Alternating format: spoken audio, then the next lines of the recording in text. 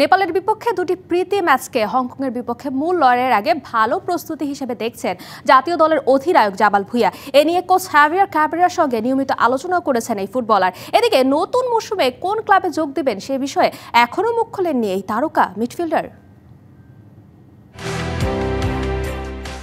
জামাল ভুঁইয়া, যার হাত ধরে দেশের ফুটবলে উন্মোচিত হয় প্রবাসী ফুটবলার অন্তর্ভুক্তির নতুন দ্বার। বাংলাদেশের ক্রিকেটে যেমন পোস্টার বয় সাকিব আল হাসান, তেমনি ফুটবলে পোস্টার বয়ের নাম জামাল ভুঁইয়া। প্রথমবারের মতো সার্ফ এক্সেলের নতুন ব্র্যান্ড অ্যাম্বাসেডর হলেন বাংলাদেশ অধিনায়ক।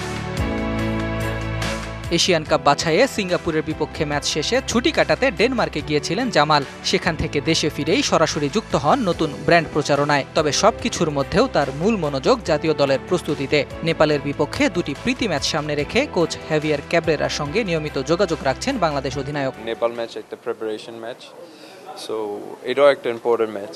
আমরা তো ড্র করছি ইন্ডিয়ার সাথে, ইন্ডিয়া কত সামনে আছে, বাট আমরা র্যাঙ্কে নিয়ে আপনি এইভাবে হিসাব করতে পারবেন। গতকাল আলাপ করছি ক্যাপ্টেনের সাথে।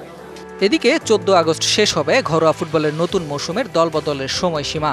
গুঞ্জন রয়েছে বর্তমান ক্লাব ব্রাদার্স ইউনিয়নে থেকে যাচ্ছেন জামাল ভুঁইয়া, যদিও এই বিষয়ে এখনো মুখ খুলতে নারাজ বাংলাদেশ ক্যাপ্টেন। এখনো কোনো সিগনেচার করি না, let's see what's gonna happen. আপনি ফিউচারে দেখবেন, আমি কিছু বলবো না। আগামী 6 সেপ্টেম্বর কাঠমান্ডুতে নেপালের বিপক্ষে প্রথম প্রীতি ম্যাচে মাঠে নামবে জামাল ভুঁইয়ার দল। দ্বিতীয় ও শেষ প্রীতি ম্যাচ 9 সেপ্টেম্বর। এরপরই এএফসি এশিয়ান কাপ বাছাইয়ে বাংলাদেশের হংকং পরীক্ষা। Ahmed Nahid, DBC news, Dhaka.